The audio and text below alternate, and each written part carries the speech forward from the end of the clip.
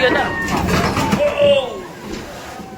Muntik nang mahulog sa dagat ang truck na yan na may kargang mga pakwan sa pantalan ng Abra de Ilog sa Occidental Mindoro. Napatulan ng driver mula sa truck at nadulas pa.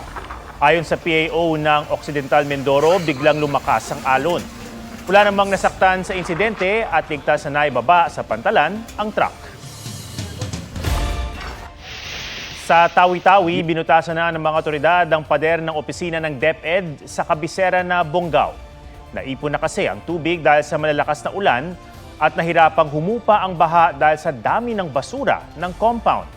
Sabi ng mga taga-Bonggao, ito raw ang unang beses na binaha sila dahil sa ulan na ayon sa Pag-asa ay epekto ng shear line at easterlies. Nauwi sa disgrasya ang pagpapakitang gilas ng dalawang rider sa bahagi ng Marilaki Highway sa Tanay Rizal. Namatay ang isa sa kanila. Ang nahulikam na insidente sa report ni Joseph Moro.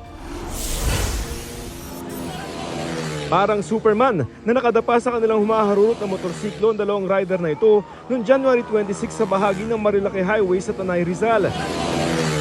Pero pagdating sa kurbada, nagkasabitan sila, nagpagewang-gewang at nasa pulang barrier at mga nanonood sa gilid ng kalsada. Sa tindi ng pagsalpok ng dalawan, nahulog sa bangin sa likuran ang isa sa mga nanonood. Humandusay sa kalsada ang dalawang rider na sina Rico Buyawan at John Louis Arguelles.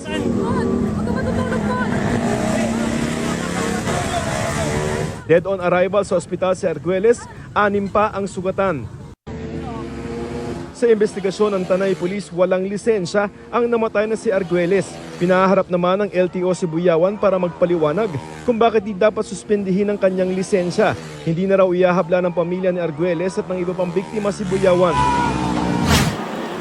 Sa tala ng PNP, may isang naaaksidente araw-araw sa bahagi ito ng Marilaki Highway. Ngayong Enero pa lamang, 13 na ang nadisgrasya. Andun yung mga vlogger, nagtitake videos, nagtitake pictures. Kaya yun siguro yung ano nila, nagpapasikat ba na tinataas nila yung paa. Dito sa Marilaki Highway, 5 yung sinasabi nila na laruan ng mga rider. Kaya hamon para sa mga otoridad ang pagbabantay dahil tila habulang pusa't daga ang nangyayari. Meron din silang ginagawa na mga codes nila na umiiwas. Ayon sa HPG, posible maharap sa reklamong kriminal ang mga nagkakarera sa Marilaki. Pinaigting na ang police visibility roon. Kung saan yung talagang nandun yung congestion ng mga riders natin, doon din tayo. Kung saan sila naglalaro, doon din tayo. Pinag-aaralan naman ng LGU na magpasa ng ordinansang magbabawal sa pagtambay roon. Joseph Morong, nagbabalita para sa GMA Integrated News. Field trip sa Bataan na naging tila death march ang naranasan ng mga estudyante ng isang kolehiyo sa Quezon City. May ilan pang nahimatay. Mahaba-haba ang nilakad nila dahil ang mga bus na sundo nasa kabilang barangay. May report si Oscar Oida. Nakasya ba? 7:45. So yun, kanina pa kami nandito. Hindi nakala ng mga estudyanteng ito ng Best Link College of the Philippines na ang masayang field trip sa Hermosa, Bataan noong linggo mauuwi sa kilo-kilometrong lakaran. Tara, Death March. Bataan Death March. Marami ang inabutan na ng dilim sa paglalakad sa malikabok na daan. Ang mga bus kasing sinakin nila at maghahatid pa uwi sa Quezon City sa ibang barangay pumarada. Time check, 9:14 p.m. Oras na, may trabaho pa bukas. Kwento ng estudyanteng tinawag namin si Tony, sa kulang-kulang 4 na oras sa paglalakad nila, ang ilang estudyante nahimatay na. Di pa po ako nakakalahati nung 7 p.m. Hanggang 8 p.m. marami na po ako nakitang nahimatay. May mga tumulong na rescuer at ilang residente. Nagbibigay sila ng mga tubig. Yung iba po is naglalabas ng kaldero, nagbibigay ng ulam. Labis ding nag-alala ang mga magulang na naghintay sa pag-uwi ng mga anak. Dapat 10 p.m. nandito na sila sa bahay, yung pinirmahan namin. Nag-aalala na kami sa kanya. Ang Commission on Higher Education, pinagpapaliwanag na ang paaralan at mag-iimbestiga. Gayon din ang Quezon City LGU na may sakop sa paaralan. Pinuntahan ng GMA Integrated News ang campus ng Best Link College sa Quezon City. Pero ayon sa gwardya, walang pasok at walang pwedeng kumausap sa amin. Oscar Oida, nagbabalita para sa GMA Integrated News. Ipatutupad na raw ng Department of Transportation ang batas na noong 2016 pa naipasa na layong kabitan ng speed limiter ang ilang sasakyan. Sa ilalim ng Road Speed Limiter Act of 2016, obligadong magkabit ng speed limiting device sa mga pampasaherong bus at mga truck para hanggang 90 km per hour lamang ang maximum speed. Maaring pagmultahin at makulong ang mga lalabat. Kabilang ito sa mga tinalakay sa pagdinig kahapon ng Senado sa Senate Committee on Public Services para raw matigil o mabawasan ang mga aksidente sa kalsada. Magsasagawa raw ang DOTR ng konsultasyon sa mga stakeholder kaugnay ng speed limiter. Batay sa Senate report na nakalap ng GMA Integrated News Research, 2018 pa nailabas ang implementing rules and regulations ng batas pero hindi ito agad naipatupad. Bukod sa kulang pa ang mga speed limiter sa bansa, wala pang guidelines at national standards sa pag-accredit ng mga nasabing aparato. Bago ngayong gabi, nasunog ang isang restaurant sa bahagi ng Macapagal Boulevard sa Pasay City. Sumiklab ang sunog bandang alas 8:30 ng gabi at tumagal ng halos isang oras ayon sa Bureau of Fire Protection. Agad na ilikas sa mga crew at customers sa restaurant.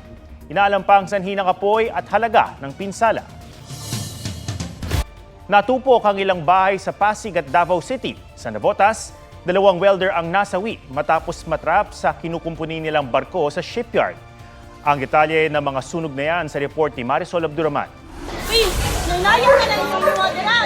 Sumiklab ang malaking sunog sa Davao City kaninang umaga. Mabilis ang pagkalat ng apoy dahil bukod sa gawa sa light materials ang karamihan sa 8 bahay. Malakas pa ang hangin. Inaalam pa ang sanhi ng sunog. Nagkasunog din sa isang residential area sa Pasig kaninang umaga. 10 pamilya ang nawala ng bahay. Inabotan na sila ng tulong ng barangay.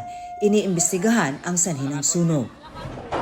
Binalot ng makapal na usok ang shipyard na ito sa Navotas dahil sa sunog pasado alas 9 kagabi.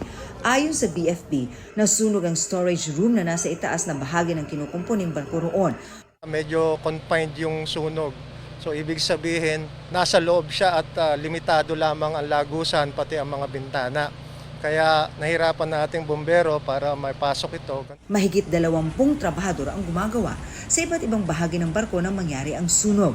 2 kasamahan nilang welder ang nasawi. Inabot ng halos 5 oras ang pag-apula. Inaalam pa kung may nalabag sa fire safety code ang contractor ng shipyard.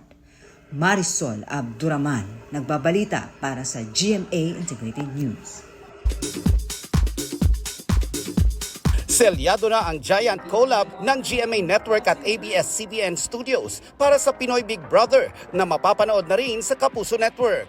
Pumirma para sa Kapuso Network sina GMA President and Chief Executive Officer Gilberto Arduavit Jr., Executive Committee Chairman Joel G. Jimenez, at Senior Vice President for GMA Network Attorney Annette Coson Valdez. Sa hanay naman ng Kapamilya Network, pumirma sina ABS-CBN Chairman Mark L. Lopez, President and CEO Carlo L. Katigbak, at COO for Broadcast Maria Socorro Bibitanes. Kahapon pa lang nung nag-breaking news, sobrang dami ng messages. Nagsasabi na sino yung mga gusto nilang mapanood, sino gusto nilang makita sa loob ng bahay ni Kuya. We commit to giving you a very exciting, compelling, fun, and enjoyable experience as we join forces, GMA and ABS-CBN.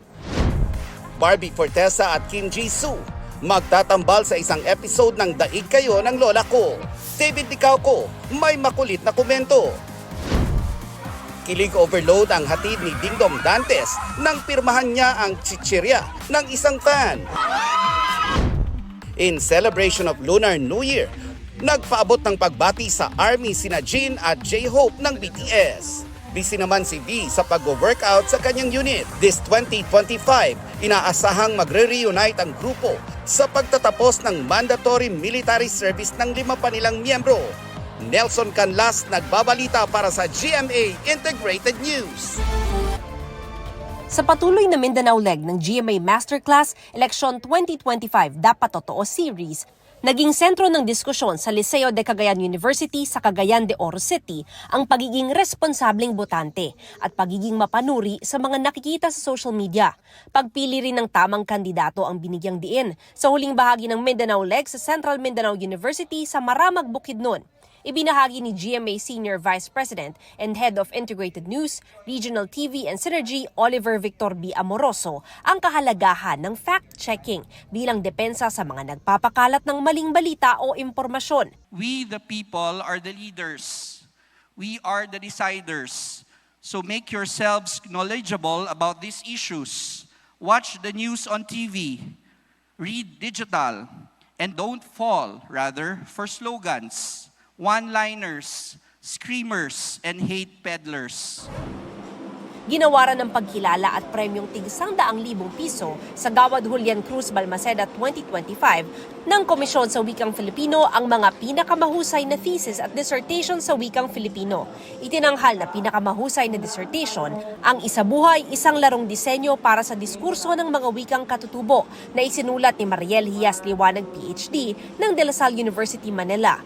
Pinakamahusay na thesis naman ang pagmamapa ng kalinangang bayan ng munisipalidad ng Kinubatan, Albay na masteral thesis ni Christine Maynares ng Bicol University.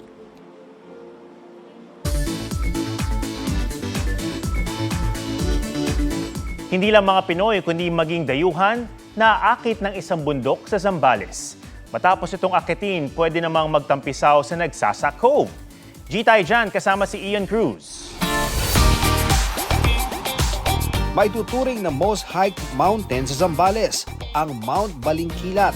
Pati foreigners na hikayat umakyat, tulad ng Japanese na si Heita Motomura na 5 taon nang ine-explore ang Pilipinas. But it gets really steep here. Sulit naman daw kahit challenging ang pag-akyat. Becomes really amazing. That's so nice view. Cebu base si Motomura pero kinailangan niyang lumuwas sa Maynila nang humagupit ang bagyong Odette. Doon niya naisipang akyatin ang bundok sa rekomendasyon ng kanyang kaibigan. Hindi raw magsisisi sa 4 hanggang 6 na oras na hike dahil ito naman ang tanawing isusukli mula sa tuktok ng Mount Balingkilat. I like to hike the mountain where you can see the kind of combination of beautiful mountain ridges and the ocean. That's kind of really perfect to me. And then there's no tall tree on the top. You can have a 2060 view. At pagkababa ng bundok, pampapawi naman ng pagod ang paliligo sa Nagsasa Cove. Para kay Heita, maraming magagandang bundok ang Pilipinas na talagang nakakahumaling, gaya ng ilang inakyat na niya. Yeah, it's kind of underrated to be honest. Traveler or a foreign tourist like me, because the Philippines is basically for beaches. But yeah, Philippines has some good mountains. Ian Cruz nagbabalita para sa GMA Integrated News. Huwag magpahuli sa mga balitang dapat niyong malaman. Mag-subscribe na sa GMA Integrated News sa YouTube.